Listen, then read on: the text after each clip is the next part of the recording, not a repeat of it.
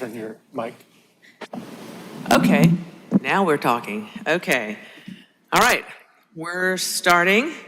Welcome to the City of Columbia Board of Zoning Appeals. Are you going to talk? Who's talking? Okay, I am.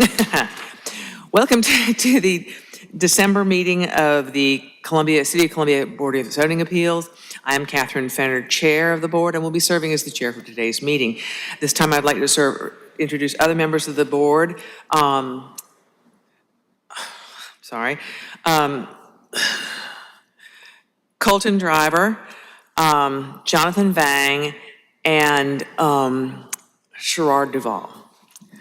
I would also like to introduce the staff that assists the board: Andrew Livengood, Zoning Administrator; Erica Hyen, Deputy Zoning Administrator; and Madeline Bowden, Land Use Coordinator.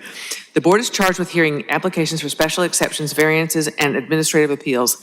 All testimony is recorded for the record, and anyone wishing to speak will need to be sworn in and come to the podium to speak. No testimony can be taken from the floor. When you come to the podium, state your name and please speak clearly into the microphone because this meeting is being recorded. Applicants with cases before the board are allotted a presentation time of 10 minutes. This time includes all persons presenting information on behalf of the applicant. It does not include any questions asked by the board or staff regarding the case. Any member of the public may address the board in intervals of 3 minutes or 5 minutes if by a spokesperson for an established body or group of 3 or more. The applicant then has 5 minutes for rebuttal. The board reserves the right to amend these limits on a case-by-case basis. Those of you who plan to speak must be sworn. If you are here as an applicant or here to speak in any case, please stand at this time and raise your right hand. Do you affirm or attest that the testimony you give today is the truth and nothing but the truth? Very good. At this time, I will turn the meeting over to Mr. Livengood. Good afternoon. Today's consent agenda has one item on it. It is the approval of the November 6th, 2025 minutes. Do we have a motion to approve? Motion to approve the minutes from November. Oh, no.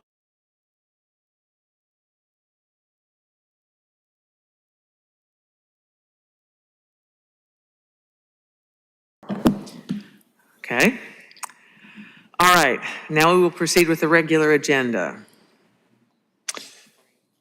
Great. The first item on the regular agenda is variance 2025-0031-V. It's 857 Abelia Road, and this is a variance to the minimum rear yard setback to permit an addition to a single-family residence. And so in short, the applicant is requesting a variance to the minimum rear yard setback for an addition, and the required rear yard setback in the RSF2 district is 10 feet. The applicant is proposing 3 feet instead, which would be a variance of 70%. The property is approximately 11,800 square foot lot with an existing 3,600 square foot family residence. And the applicant is requesting a variance to the rear yard setback in order to construct a covered patio, which you can see on the attached site plan and up on your screen. And according to the applicant, the proposed covered patio will attach to one side of the garage and utility room and is positioned as such to maintain that same rear property line. Just as a matter of some history, in 2007, a prior resident of the property received approval of a rear and side yard setback variance from the board in order to connect the once detached garage to the residence by means of a pantry and hallway addition. And again, the site plan is there in front of you, and the applicant is here and can certainly answer any questions you may have. Okay. All right. Would you like to speak?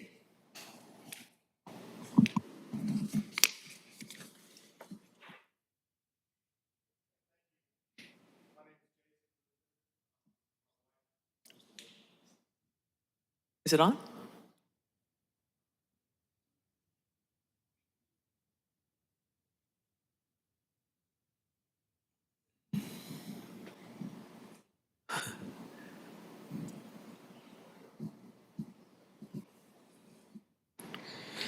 Where's he going? Oh, it's on now. Okay, there you go. It's good. Okay, good. All right. All right, I'll start over. My name's Jason Luther. This is my wife, Emily Luther.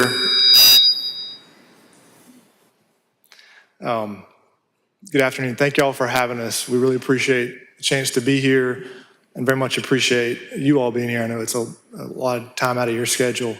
And I'd also just like to thank the staff. We've had a lot of questions in this process. They've been very gracious to answer our questions. They met with us to kind of walk through this, and so I really appreciate that and wanted to thank them for it. As you heard, we're asking for a variance from the back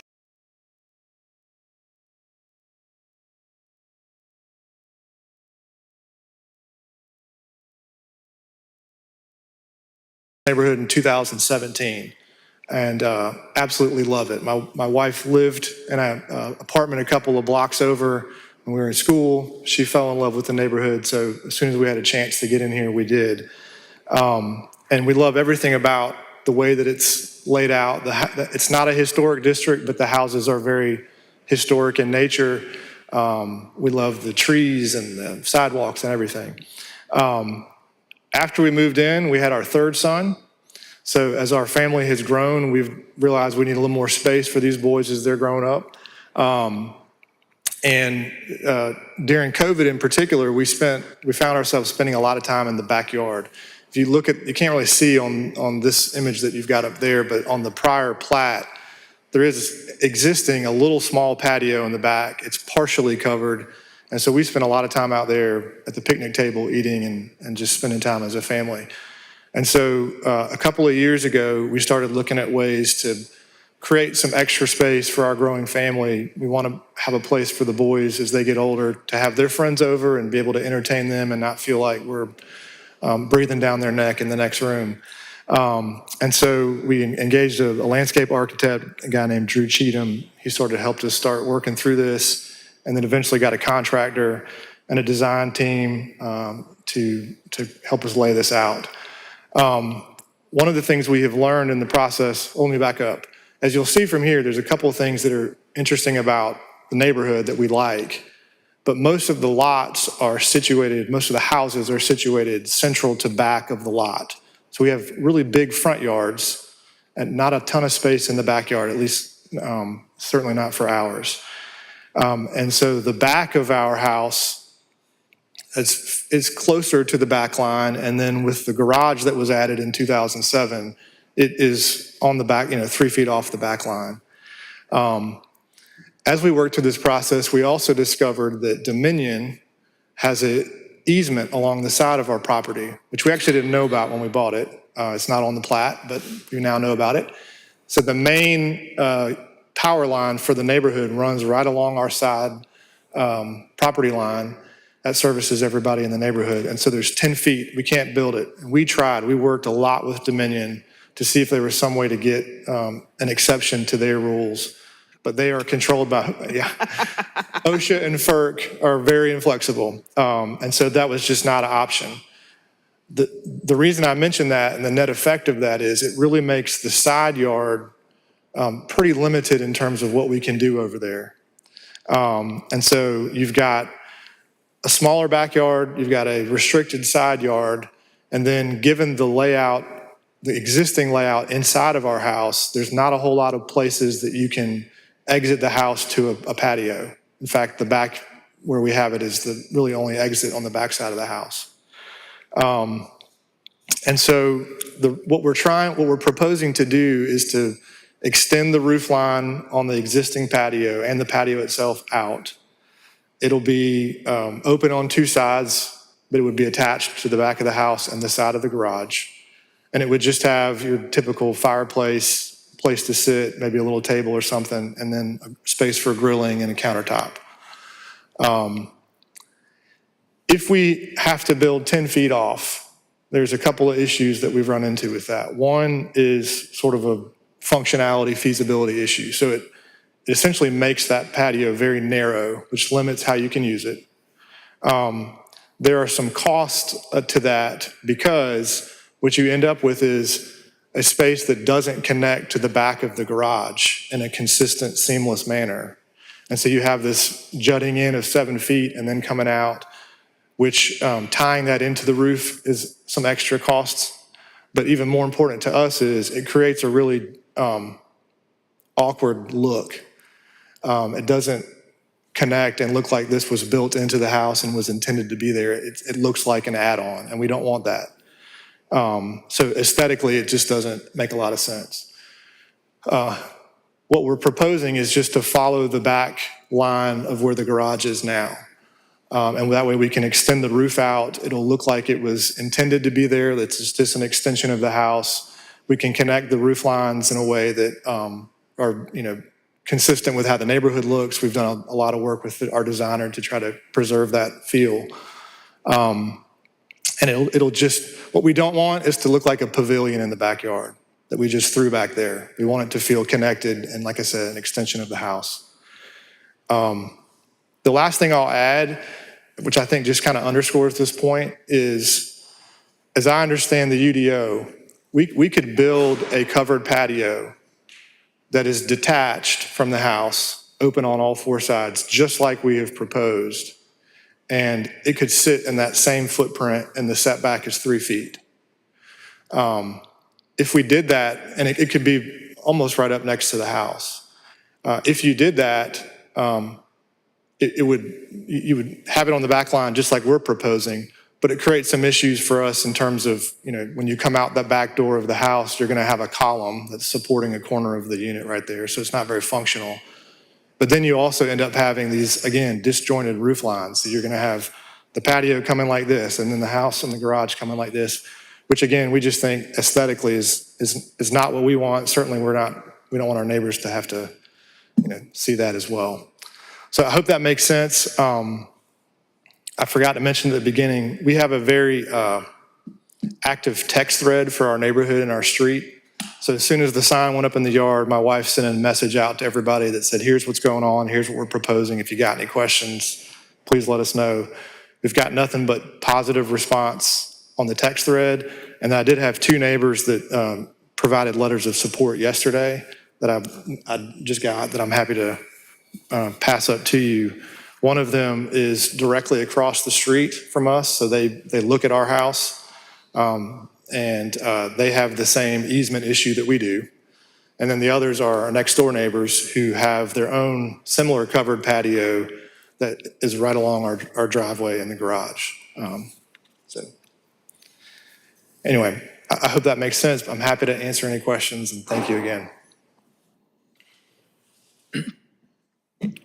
Y'all got any questions?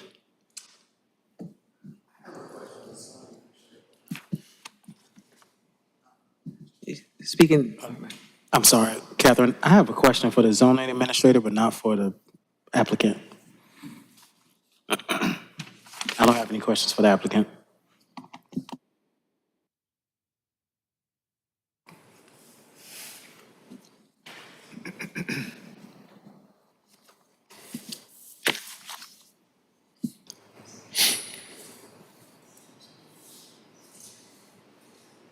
I don't have any questions. Thank you again. no? Yeah, none for me. No? All right. Well, I guess we will enter board discussion. I have a question for the zoning administrator.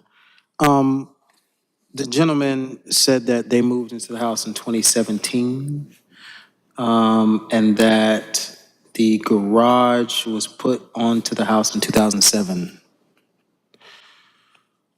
The garage that they're trying to align to the patio is definitely within that 10-foot. It's got to be a 3-foot. Might even be 2 foot, I can't tell from here. So that leads me to believe that there's already a request that has already been filed for the city to do that back in 2007? Would that be accurate? Yes, to clarify, my understanding is that the garage had been there for quite some time. What would happen in 2007 is the prior owner wanted to connect the garage to the house. And so, again, a detached accessory structure can be 3 feet from the side and rear property lines. And then by connecting it to the house, it violated those setbacks. So in 2007, the board at that time said that they were going to grant the variance to permit that existing garage to be connected to the home and therefore be within that 10-foot setback. Got it. That makes sense. Thank you. Any discussion? I mean, it seems consistent with the criteria for a variance request. It's consistent with the prior approved adjoinment of the existing garage. It's even across the back of the property line. They do have specially situated conditions that don't apply to other property owners. So from my standpoint, they meet the conditions. I would be in favor. What do y'all? Agreed. Okay. Do I have a motion? Move to approve applicant's variance request subject to staff comments. Second. All in favor? Aye. Sounds good. Motion carries. All Thank right. you, guys. Thank you. You win. Okay, and what do we have next then? The Schedule. schedule? So yes, under other business, we do have the approval of the 2026 meeting calendar. And I think I have a copy here in the presentation, but as you can see, it does keep our pattern of the first Thursday of the month. All right. I'd like to make a motion to approve the 2026 calendar meetings for the Board of Zoning Appeals. Second? All in favor? Aye. Aye. Calendar's approved. Meeting, do I have a motion to adjourn? Motion to adjourn. All in favor? Aye. Aye. Great, cool. Bye. Happy New Year to you guys. Happy New Year, y'all. Happy New Year. To you All all right. too. Yeah, you get those. Okay. That was quick. Happy holidays, y'all.